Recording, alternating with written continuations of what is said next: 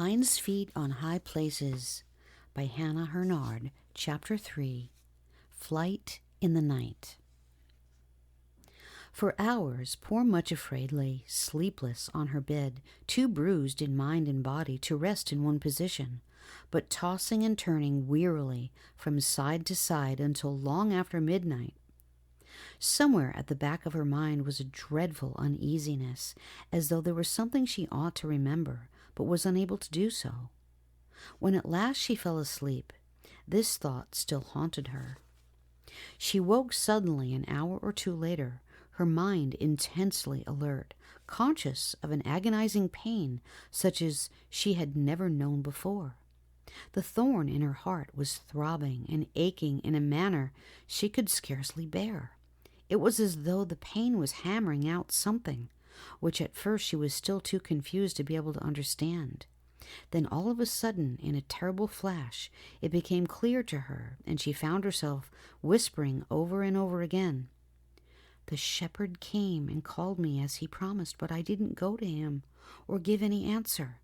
Supposing he thought that I had changed my mind and didn't want to go with him. Supposing he has gone and left me behind. Gone without me. Yes, left me behind." The shock of this thought was awful. This was the thing she had forgotten. He would not be able to understand why she had not gone out to him as he had told her. He had urged her to be ready to go with him the instant that he called, that there must be no delay, that he himself had to go to the mountains on urgent business.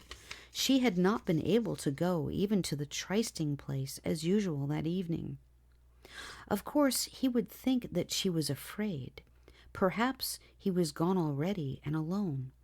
Much Afraid turned icy cold and her teeth chattered, but it was the pain in her heart which was the most awful part of her distress. It seemed to suffocate her as she lay there in bed. She sat up, shivering with cold and with the horror of the thought. She could not bear it if he had gone and left her behind. On the table beside her lay the old songbook. Glancing down at it in the light of the lamp, she saw it was open at the page whereon was written a song about another shepherdess. She, just like herself, had failed to respond to the call of love, and then found too late that love had gone away. It had always seemed to her such a sad song that she could hardly read it. But now, as she read the words again in the dark loneliness of the night, it seemed as though it was the cry of her own forlorn and terrified heart. "By night, on my bed, I sought him, he whom my soul loveth so. I sought, but I could not find him, and now I will rise and go. Out in the streets of the city, and out in the broad highway, for he whom my soul so loveth hath left me and gone away." The page in the little songbook ended there, and she did not turn the leaf. Suddenly she could bear the uncertainty no longer. She must see for herself at once if she really had gone away and left her behind. She slipped out of bed, dressed herself as quickly as her shaking fingers would permit, and then unlocked the cottage door. She, too, would go out into the street and the broad highway, and would see if she could find him, would see if he had gone and left her behind, or, oh, if only it were possible, if he had waited to give her another chance. Opening the door, she went out into the darkness. 100 craven fears lurking in the lonely street could not have deterred her at that moment, for the pain in her heart swallowed up fear and everything else and drove her forth. So in the dark hours just before the dawn, Much Afraid started off to look for the shepherd. She could not go quickly because of her lameness, but limped along the village streets toward the open fields and the sheepfolds. As she went, she whispered to herself, "O shepherd, when you said that love and pain go together, how truly you spoke." Had she but known, or even dimly sensed what it would be like, could she possibly have consented to let him put the thorn in her heart? It was too late now. It was there. Love was there, and pain, too, and she must find the shepherd. At last, limping and breathless, she came to the sheepfolds, still and silent in the dim starlight. 1 or 2 under-shepherds were there, keeping watch over the flocks through the night, and when they heard footsteps approaching, they rose up from the ground and went to meet the intruder. "Who are you?" They challenged her in the darkness, then stared in amazement as their lanterns flashed on the white face and frightened eyes of Much Afraid.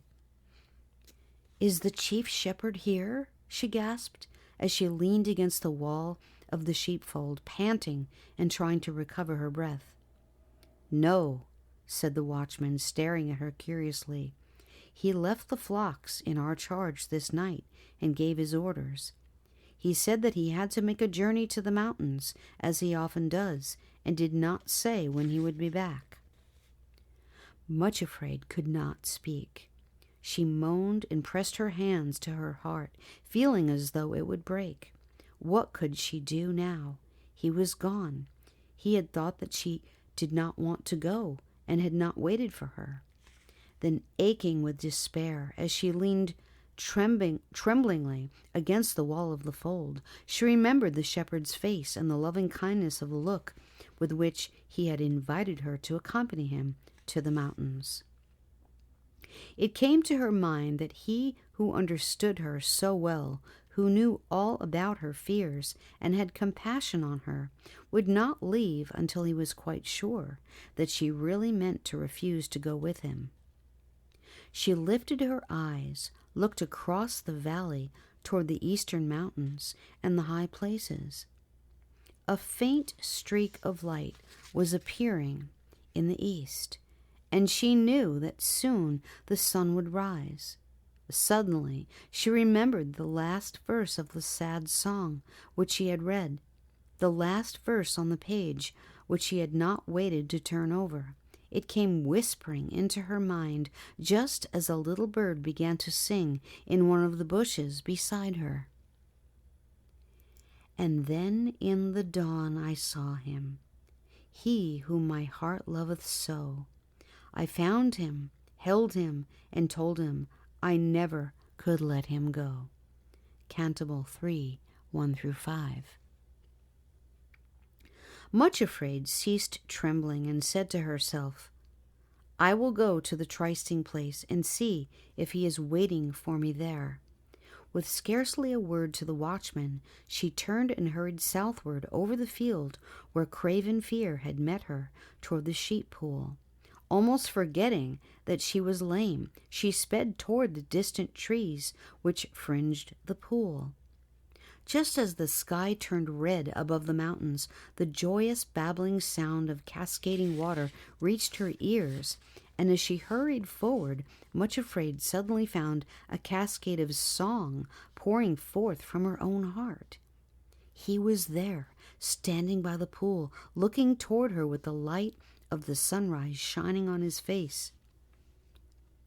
As Much Afraid stumbled toward him, he stepped quickly to her side, and she fell at his feet, sobbing, "Oh, my Lord, take me with you. As you said, don't leave me behind." "I knew you would come," he said gently. "But Much Afraid, why were you not at the trysting place last evening? Did you not hear me when I passed your cottage and called? I wanted to tell you to be ready to start with me this morning at sunrise." As he spoke, the sun rose fully over the peaks of the mountains and bathed them both in a lovely golden light. "I am here," said Much Afraid, still kneeling at his feet, "and I will go with you anywhere." Then the shepherd took her by the hand, and they started for the mountains.